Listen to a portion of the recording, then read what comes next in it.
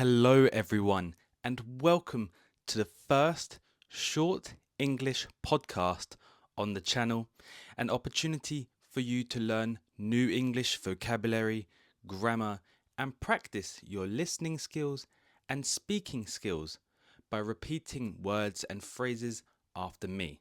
This podcast gives you the perfect opportunity to sit down and learn English in a comfortable and relaxing way as we talk about different topics in each podcast. But before we start, let me know in the comments, where are you from? I want to know where all the viewers are watching from. It's an interest for me.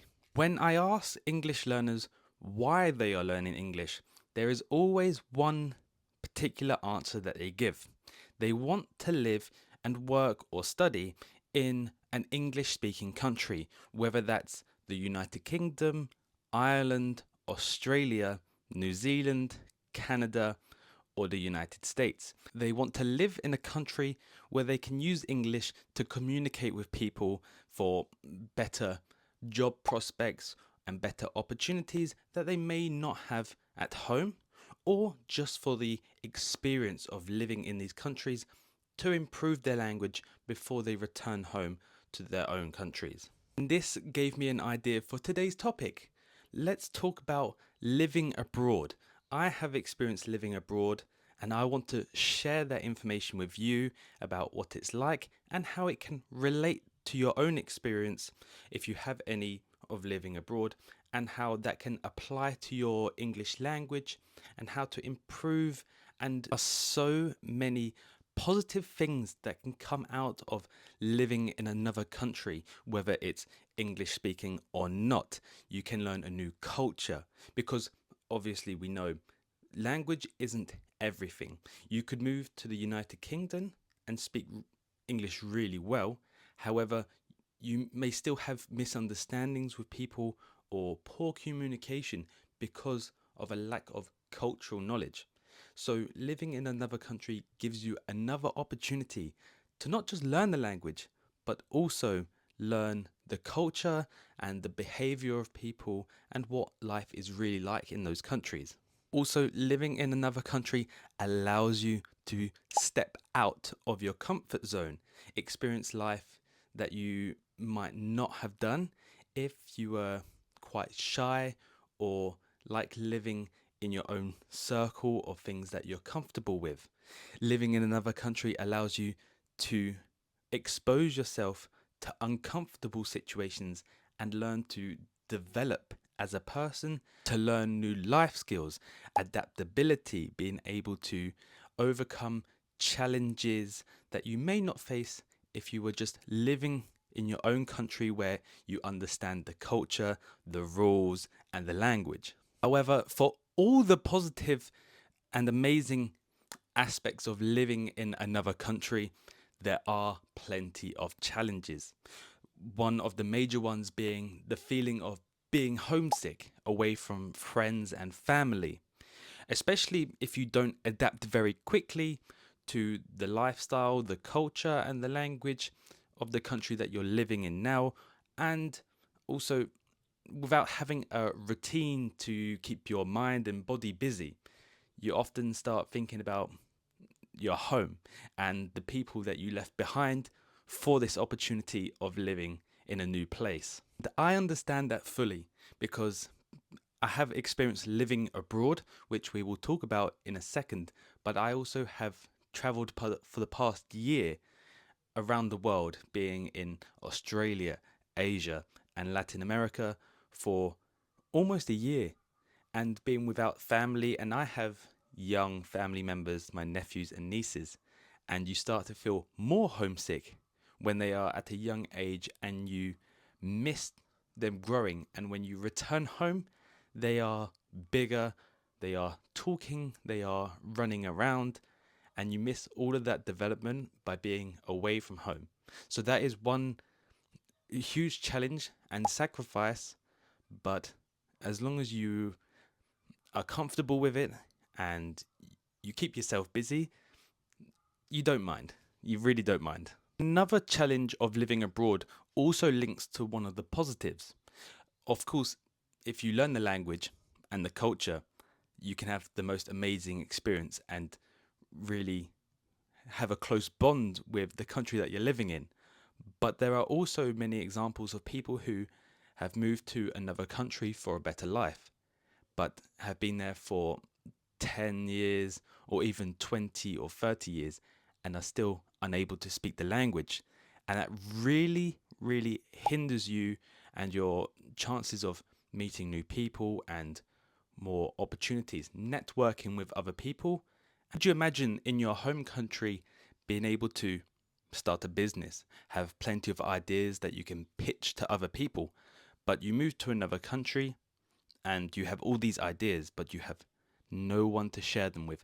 Yes, we have translation apps, we have translators, but being able to have a one-to-one with people and pitch these ideas and really give yourself the maximum out of life, the best chance at succeeding in your business and your ideas, all falls down to a lack of communication, which stops you from fulfilling your potential in life. These challenges, they can all be overcome by just learning the language and really stepping out your comfort zone and making an effort to make the best of your life abroad. This leads me on to my own experience of living abroad. Yes, I've traveled to plenty of countries. I've spent the past year traveling around the world, but there is something different between traveling to a country and living in a country. Because when you're traveling, you're always doing something new in new places. You could spend 6 months traveling in one country or 6 months living and working in a country. And those two experiences in the same country will be completely different. Me, once I graduated university in September 2021, I soon after that moved to South Korea. And obviously 2021, 2022, it was still the end of the COVID era. So when I moved to Korea, I was immediately presented with a huge challenge to overcome, which I think helped me in the moment because I was still not the most confident person despite having a degree in teaching English and communicating with people that don't speak English. I still had part of me that was still an introvert. But when I arrived to Korea and leaving my family behind when the emotions were very high, the COVID rules were still in place. So I spent the first week in South Korea living in a hotel without being able to step outside.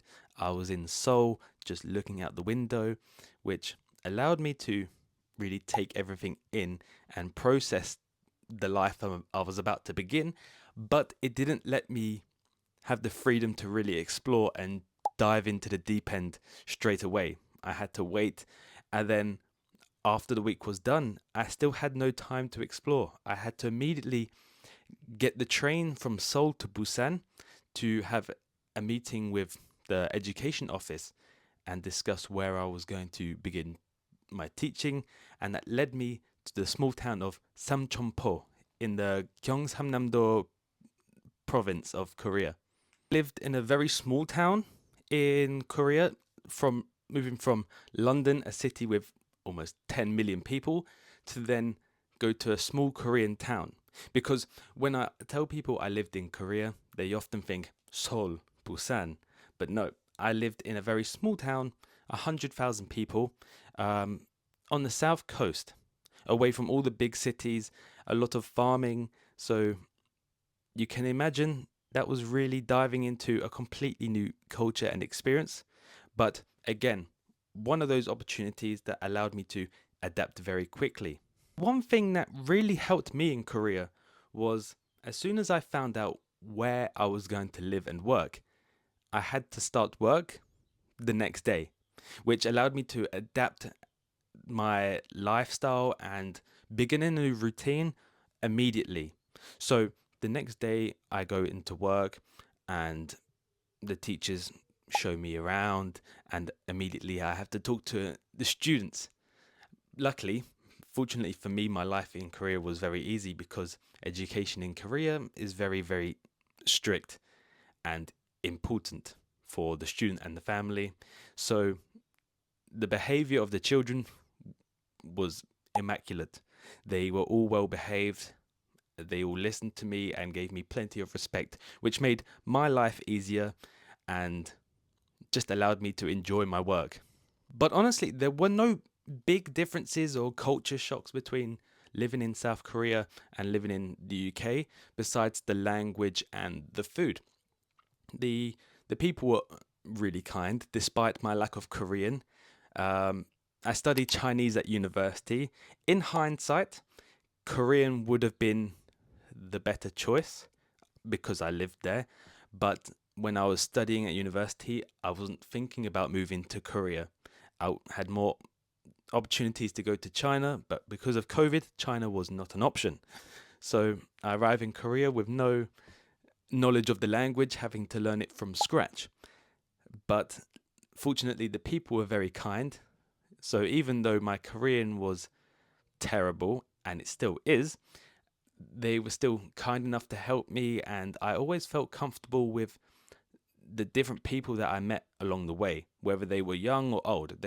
Everyone showed me kindness and were very polite with me. So despite having a routine to follow, wake up, go to work, then after work go to the gym, and then go to the supermarket and go home, that was the normal life for me. I didn't have too many friends. The reason why I came home to the UK was because I had a lack of social life. The job was fine, the lifestyle was fine, but not having people there or friends to meet really made it difficult to make the most out of life there.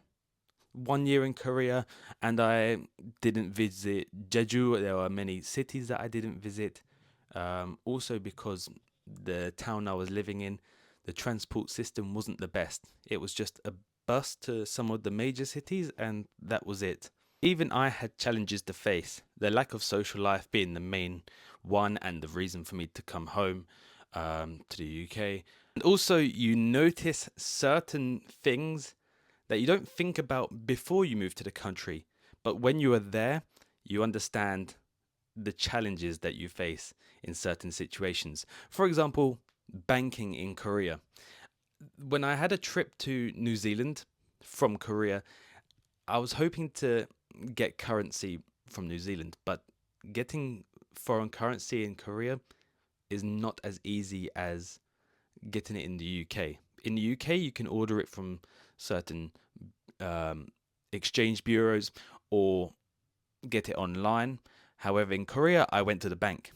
I went to the bank in my small town because obviously there is not a big chain or exchange bureau that allowed me to exchange money online. However, the banks in South Korea are not very good for exchanging money to different currencies. I think you can get US dollars and other major currencies. However, New Zealand dollars are not one of those. So I visited New Zealand without any cash, but I'm very fortunate that New Zealand doesn't really take cash anyway.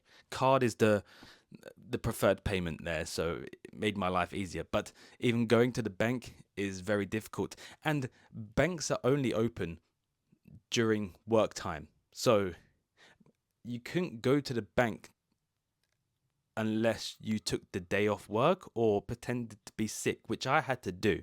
I had to fake an illness to go to the bank because when I finished work at 4:30, banks were closed. On the weekend, banks were closed. So these little things you realize in the moment are different to living at home. So I will give you one big benefit of Korea compared to the UK is that, yes, in the UK, everyone knows about the NHS, the free healthcare that we have, being able to go to the hospital or have a doctor's appointment without worrying about how much it will cost. Unlike in America, where although you have health insurance, everything costs an arm and a leg. Although South Korea is similar to the United States healthcare system. You have to pay insurance and you have to pay for healthcare, but it's not much. It's not much. I had a problem with my knee and I went to the hospital and I took a number. There are hospitals everywhere in Korea. You don't have a GP, a general practitioner, like you would in the UK. If you have a problem, you go straight to the hospital.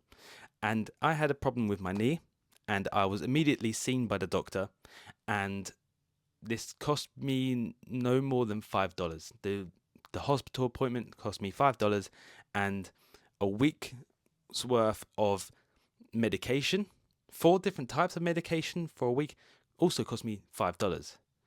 And honestly, I'd rather be paying a small price like that and have quick and effective service than the United Kingdom system, where it's free, paid by tax, but you could be waiting 8 hours to be seen by a doctor at the hospital. Overall, I had an amazing time in Korea.